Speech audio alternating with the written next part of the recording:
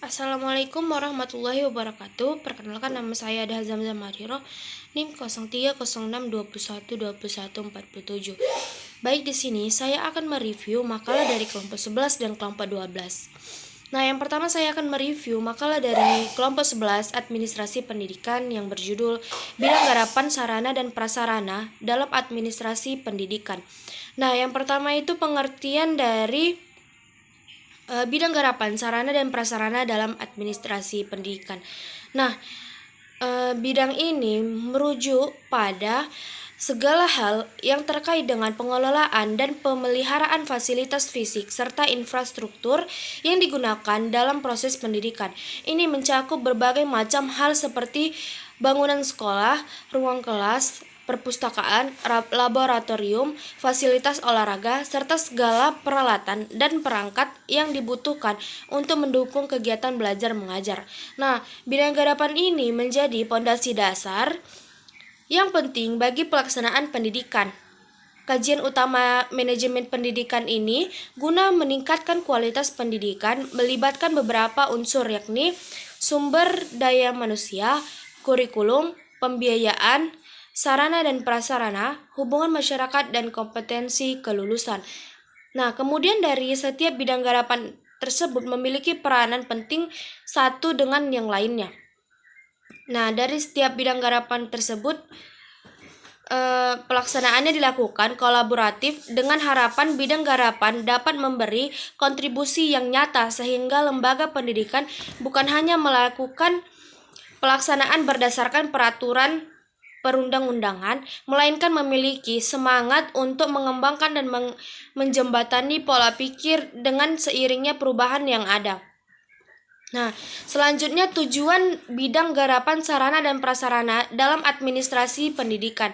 Nah, yang pertama ini untuk mengupayakan pengadaan sarana dan prasarana pendidikan melalui sistem perencanaan dan pengadaan yang hati-hati dan seksama.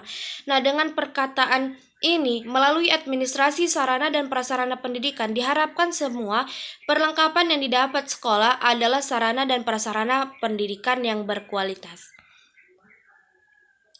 Yang kedua, untuk mengupayakan pemakaian sarana dan prasarana sekolah secara tepat dan efisien.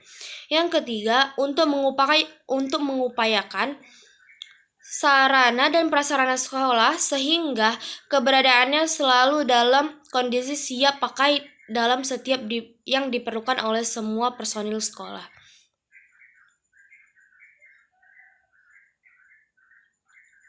Selanjutnya, prinsip-prinsip bidang garapan sarana dan prasarana dalam administrasi pendidikan.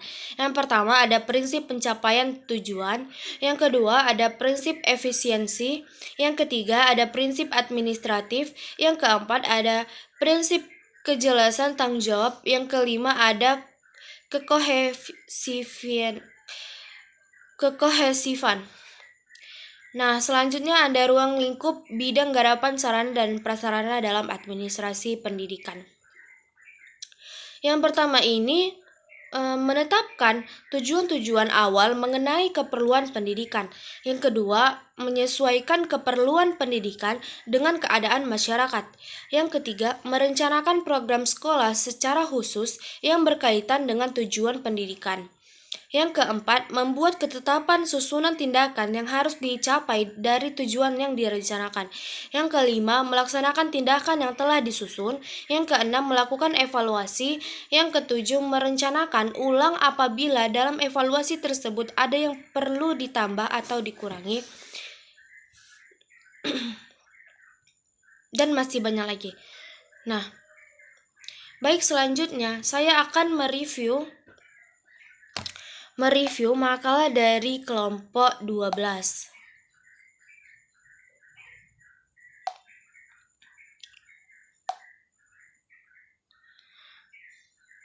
Nah, yang berjudul Memahami Bidang Garapan Keuangan dalam Administrasi Pendidikan.